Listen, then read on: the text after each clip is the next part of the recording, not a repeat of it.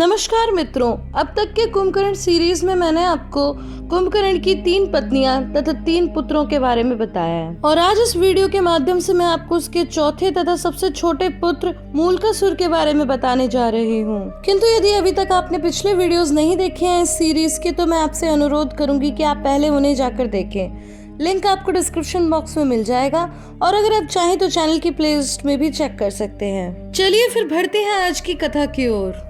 तो मित्रों, जैसा कि मैंने आपको बताया कि कुंभकर्ण का चौथा तथा सबसे छोटा पुत्र मूलकासुर था और यह अशुभ नक्षत्र में जन्मा था, जो कि राक्षस कुल के लिए विनाशकारी सिद्ध हो सकता था। इसीलिए कुंभकर्ण ने इसकी हत्या करने के बारे में सोचा, किंतु रावण ने कहा कि अपने कुल के पुत्र की हत्या करना ठीक नहीं, इसीलिए उसने इसे त्यागने को कहा। इसके बाद कुंभकर्ण ने उसे त्याग दिया। रावण के आदेश अनुसार उस नवजात को बचपन में ही वन में छोड़ दिया गया। वहां मधुमक्खियों ने अपना शहद देकर उस बालक का पालन पोषण किया, किंतु बड़े होने पर मूलकासुर को ज्ञात हुआ कि वह तो राक्षस कुल का है और उसके पिता कुंभकर्ण का वध श्री राम ने किया है। साथ ही साथ उसे यह भी पता चला कि किस प्रकार विभीषण ने शत्रुओं का साथ दिया है और इसीलिए लंका का विनाश हुआ है।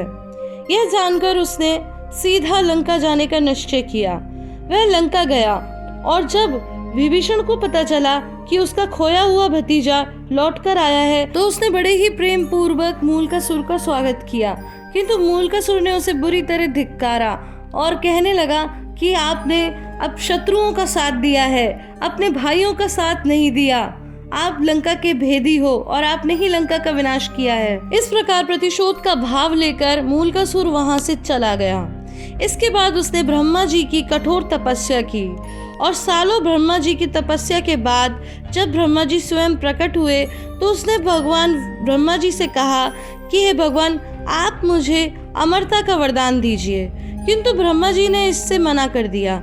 इसके बाद उसे तो विभीषण और राम जी से प्रतिशोध लेना था, इसीलिए उसने बहुत सोच समझकर ब्रह्मा जी से कहा कि उसकी मृत्यु किसी पुरुष के द्वारा नहीं होनी चाहिए और ना ही किसी देवी के द्वारा, जैसे कि काली, दुर्गा, इस तरह की किसी भी देवी से उसका वध नहीं होना चाहिए। उसका वध केवल सामान्य स्त्री से होना चाहिए और वो भी एक ऐसी स्त्री जिसका उसने अपमान किया हो। यह सुनकर ब्रह्मा जी मुस्कुराए और तुरंत ही उन्होंने तथास्तु कह दिया।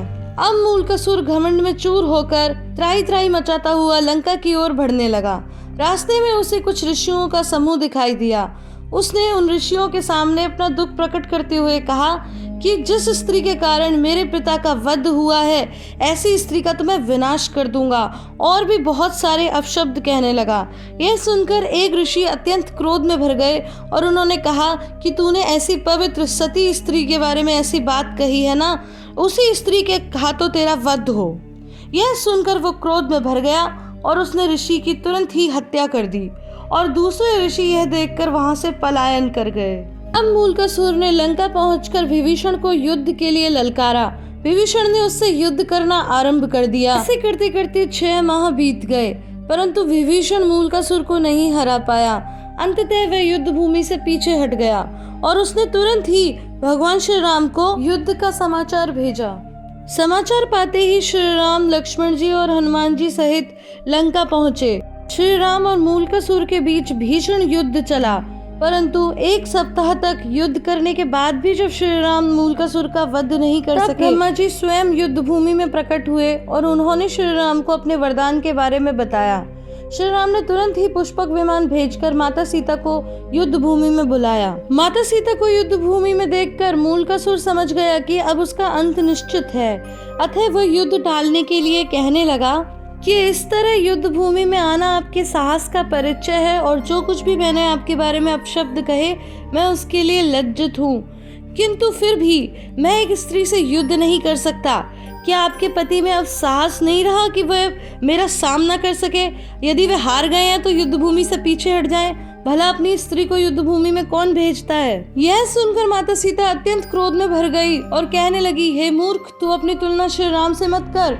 तू तो उनके आगे एक बालक है। जब तू एक स्त्री का ही सामना नहीं कर पा रहा तो उनका सामना क्या करेगा? तेरे पिता कुंभकर्ण तो साहस के साथ युद्ध करते हुए श्री राम से वीरगति को प्राप्त हुए, पर किसे पता था कि उनका ऐसा कायर पुत्र भी हो सकता है। यह सुनकर वह अत्यंत क्रोध में भर गया और उसने माता सीता पर बाण छोड़ दिए। माता सीता तो ऐसा ही चाहती थी। उन्होंने तुरंत ही चंडिका अस्त्र से मूलकासुर का वध कर दिया। दोस्तों, यदि आपको हमारी वीडियो पसंद आई हो तो आप अपने विचार कमेंट बॉक्स में जरूर व्यक्त करें और इसके साथ ही लाइक, शेयर और सब्सक्राइब करना ना भूलें।